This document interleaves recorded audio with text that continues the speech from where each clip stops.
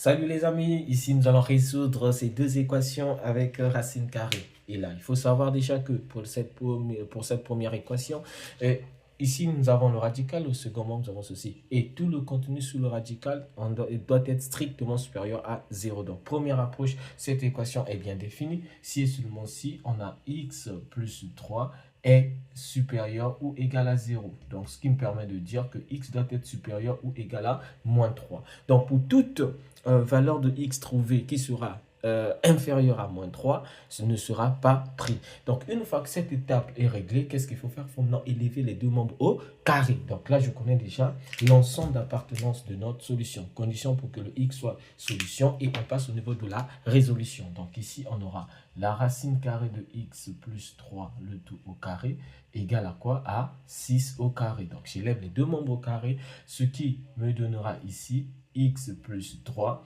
égale à quoi? X plus 3 égale à 36. Soit x sera donc égal à 36 moins 3, ce qui me permettra de dire que x égale à 33, qui est bel et bien supérieur à moins 3. Donc, l'ensemble de solutions ici, c'est 33. Donc, pour cette première équation, voilà, c'est gagné. Nous allons résoudre cette fois-ci notre seconde équation. Et la seconde équation, c'est toujours la même condition.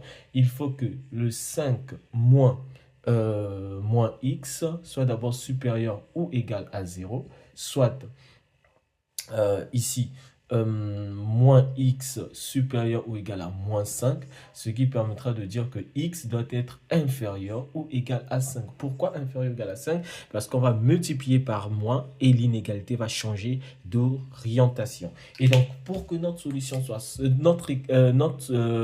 x soit solution de cette équation, il faut que sa valeur puisse être plus petite ou égale à 5. Et donc, on va revenir sur la résolution de notre équation. Donc, on va élever les deux membres au carré, c'est-à-dire 5 moins x, on élève au carré, qui sera donc égal à 1 au carré. Soit, j'aurai ici 5 moins x est égal à 1, et soit j'aurai moins x, qui sera donc égal à 1 moins 5, soit j'aurai ici moins x, qui sera donc égal à quoi? À moins 4. Et donc ici, en mettant partout par moins, j'aurai x égale à 4. Est-ce que x égale à 4 est bel et bien inférieur à 5? Bien évidemment, 4 est inférieur à 5. Donc, l'ensemble de solutions, c'est 4. Voilà, le singleton 4 est l'unique solution de notre équation. Voilà un peu ce que je voulais vous apprendre. Et donc, prochainement, il y aura encore plus de contenu. N'hésitez pas de vous abonner.